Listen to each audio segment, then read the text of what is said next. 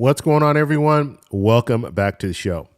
So one of the things we hear a lot about when it comes to Social Security and moving the full retirement age up to 69 or 70, we hear these politicians say, the reason why we're doing this is the life expectancy is longer. We need to do this in order to reform Social Security, and people are living longer, so we want to raise the age. But what if our life expectancy is actually declining? And so that's what we're going to talk about today. But first off, if you guys can do me a favor, please like the video, subscribe to the channel, hit that little bell notification, and then click all. By clicking all, you'll get notified anytime we post a video. We do daily videos here, so by clicking the bell notification and clicking all, you should be getting updated every day. Okay, so let's go ahead. I want to go right over to this article. And so let's look at this here. Social Security full retirement age increased by 2 years while life expectancy decreased 0.4 years.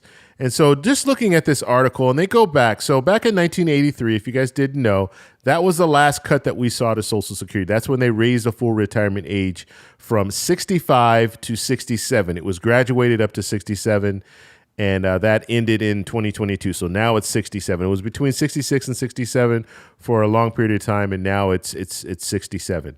So just looking at this, looking at the study that they did here, and this article is showing that in 2021, we saw a decrease in life expectancy. And a lot of that had to do with COVID, I'm sure, but still we saw a decrease. So now you have politicians still out there talking about we need to raise a full retirement age. But when you look at the numbers, the life expectancy has dropped slightly. So you see it here on the left here in red. That's the life expectancy, 78.8, and that was in 2000. And in 2021, we see the life expectancy at 76.4. Okay, so, and then the full retirement age, you see how the full retirement age back in 2000 was 65, and now it's at 66.83, which, like I said, now it's actually 67. So just looking at this argument of people are living longer, right now, that's not the case. And so this right here should shoot down the strategy of raising the full retirement age because people are living longer, because that's just not the case. Now, just looking at this article also, just think about this. The full retirement age right now is 67.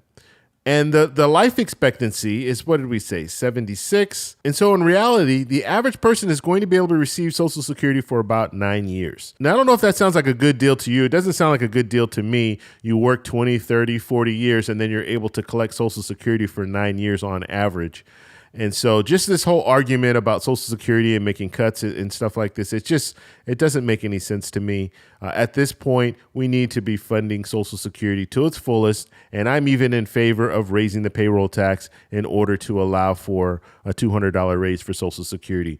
But the fact that we still have politicians talking about they want to raise that full retirement age to 70, it just baffles my mind. I mean, I'm just thinking about things. And the only reason that they're doing this is because they don't want the wealthy people to pay more. And that's what it comes down to, because these wealthy people are actually paying for their campaigns. And that's the main reason why they're fighting against this. And a lot of these politicians, they're getting pensions, so they're not even looking forward to Social Security anyway. So it doesn't hurt them at all. And so that's another reason why they don't want to move forward with any type of a raise for Social Security, or at least just make it solvent, at least address the trust fund. They don't even want to do that without making cuts to Social Security, because you can address the trust fund without making cuts. Just like I said, payroll tax, you can increase that. And so they're just not, they don't want to move forward with anything right now. And it is pretty frustrating just looking at these politicians going back and forth. And and when I say politicians, I'm not just talking about Republicans, I'm talking about Republicans and Democrats, because I actually think that you have some politicians that want to move on reforming Social Security. They truly want to reform Social Security. But then you have the majority, I would say, they don't want to reform Social Security. They just want to keep this as a hot button issue so they can debate it back and forth. Because you have to understand, when it comes to politicians, some of these politicians, they're not there to really help the people. They're there to help themselves. And the way that they help themselves, they have to have a product. And Social Security is a product. They can voice their opinion back and forth about Social Security, and that continues to be a product for them. They can say, we want to reform Social Security, we want to do this, we want to do that. And as long as they're saying that, people will say, okay, well, I'm for this person because they want to do something about Social Security. But when it comes time to actually do something, they back off because they still want to have that product to sell. because once you increase Social Security, well, guess what? The product is gone. And so this could be one of the strategies that some of these politicians are using. They want to talk about increasing Social Security. They want to talk about protecting Social Security. They want to talk about all these different things that they want to do with Social Security.